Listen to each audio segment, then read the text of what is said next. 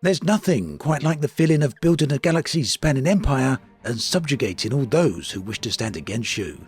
Seeing as it's not all that easy to do this in real life, it's rather neat to have the ability to do this in a game. Galactic Civilizations 4 Supernova then allows you to rule the galaxy and so much more. The new version of this 4X grand strategy game is now available after leaving its early access development cycle, and here's an account of my first tentative steps towards the Obsidian Imperial Empire of insects.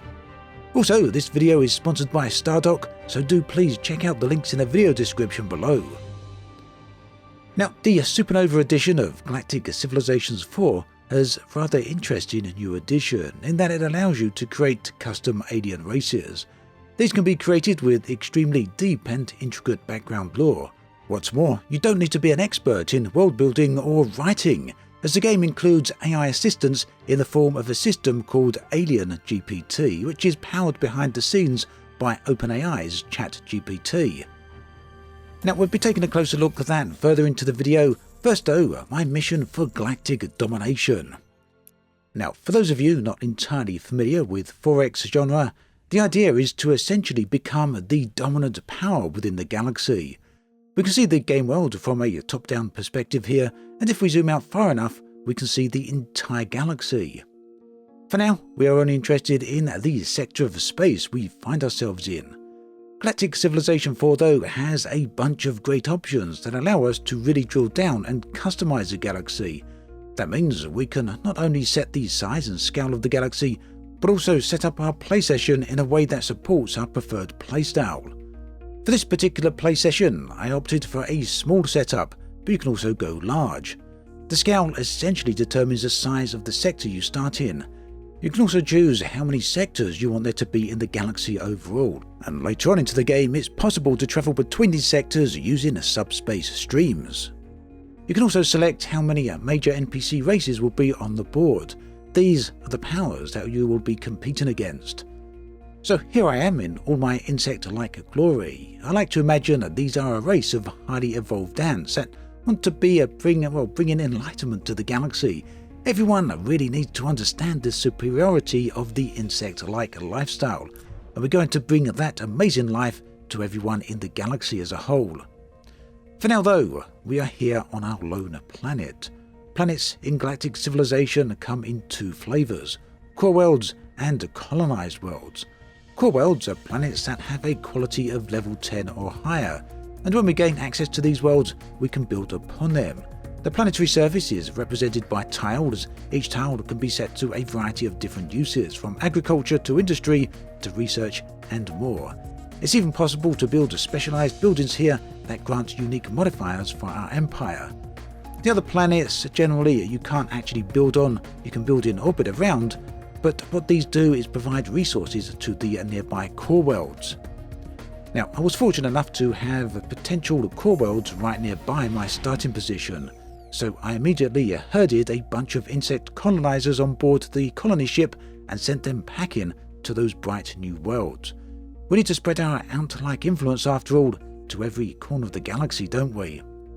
Now, colony ships usually take multiple turns to reach their destination, and in fact, everything in the game is indeed turn-based. You can make as many decisions and actions as you like per turn, and once done, you end that turn. At that point, the other powers in the galaxy get to take their actions. So our civilization isn't just built upon core worlds and spaceships. Beyond that, our insect race is built upon culture, scientific innovations, industry, politics, and of course the population itself. All of these can be directed, modified and improved upon, and all of them collectively guide the direction of our empire. Now, I could be a demented ant-like dictator, I guess, hell-bent on forcing my population to march to my every word. I could build a military force unlike anything the galaxy has ever seen, and then subjugate everyone. Now, whilst that's certainly a good path towards victory, it isn't the only one. On this occasion, I'm a gentle, somewhat benevolent ant. My ant-like civilization believes in egalitarianism, along with a strong sense of individualism. These are the traits I built the early stages of my empire upon. Egalitarianism it's especially useful early on in the game, as it provides a big bonus on my empire's influence. Influence is the determining factor that controls how fast the borders of our empires grow. Now, influence is one stat among many that the game tracks very closely. It's a useful way to see how well you are progressing in comparison to other known powers of the galaxy. On this chart, we can see the Ant influence is doing very well indeed. Soon, all the other people of the galaxy will understand and accept our superiority, the superiority of the Ants. Now, ultimately, on this playthrough, my goal was to conquer the galaxy peacefully, to simply spread my influence so far and so wide that all others succumb to it. This is known as an influence victory and happens when you dominate 75% of the galaxy.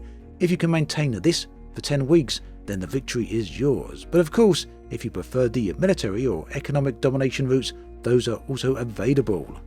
Now, of course, as with any other 4X game, resources are massively important. Now, there's some very common resources that you can simply gain from asteroid fields, but other rarer minerals or other rarer resources can be found further out, and these include things such as antimatter, which you can find around black holes, or indeed another rare resource that you can see on the screen right here, Promethean.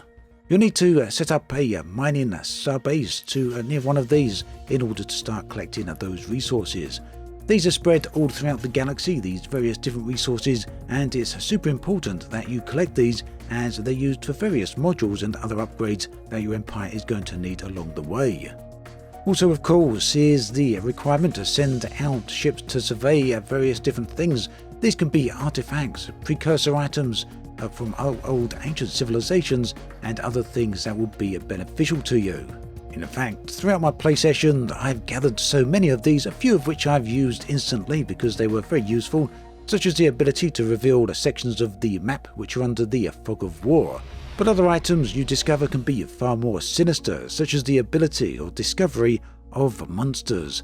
Now, the monsters you can collect, you can keep these in your planetary vault and release these later on unsuspected enemies. You can see I've got a whole load of different resources here that if and when I need them, I will be unleashing on anyone and everyone that dares oppose me. In short, Galactic Civilizations is a classic grand strategy 4X game, and it has pretty much all the features you would hope and expect to see. In fact, there's far too many features for me to discuss in this one particular video. But that said, I hope I've done a good enough job of conveying across to you the complexity and detail that is available within the game. Now, for me, one of the things that really does stand out is the sheer amount of customization options. And as mentioned early on in the video, that includes the ability to create your very own alien races. Now, this feature goes into a lot of depth, but it's also very easy to use. Let's just type in a simple description here to illustrate that. So, a race of ant-like beings who developed obsidian-powered technology. Their desire is to bring peace and enlightenment to all of the people of the galaxy, and nothing is sinister there, not by any means. Maybe. So, once you've entered in your little brief description here, we can click the Generate button over on the right-hand side of the screen. This will then go away and build upon the initial details you seeded here using ChatGPT, and well, we all know about that, the AI-powered chat system. A large language model. So in the vast expanse of the cosmos, amidst a symphony of stars and swirling nebula, there exists a faction known as the Obsidian Enlighteners. Emerging from the depths of an ancient world, these enigmatic beings possess a wisdom forged in the crucible of time, harnessing the power of obsidian to propel their technological prowess to unimaginable heights. Their evolution has led them to assume a form reminiscent of Earth's humble ants, yet their intellect is anything but diminutive. With each step they take, they carry with them an ancient knowledge woven into the very fabric of their being. It is this wisdom that drives them forward, guiding their quest for galactic dominion. But their ambitions are not rooted in conquest or control. No, the Obsidian Enlighteners seek a higher purpose, one that transcends the boundaries of individual factions and species. They yearn to spread not just their influence, but the light of understanding and harmony to all the corners of the galaxy. So I think that works pretty well. That reads very well indeed, actually. We can also get an image here for our race. This will be based upon the text description. We've got a few here, we can select a few more. This all comes from a database of images provided by the developers. I think we'll go for that one on the top right, maybe bottom left. No, I think top right is going to be the one. We can also choose from a number of logos or emblems for our race, and we can even assign them a particular theme music. There's a wide selection of tracks here, so it's extremely likely you're going to find something that you feel is suitable. So there we have it, an overview of Galactic Civilizations 4 Supernova. For all the details you need to know about the game, do check out that link in the video description.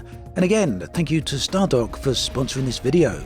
As always, thanks for watching, and I'll catch you guys and girls next time.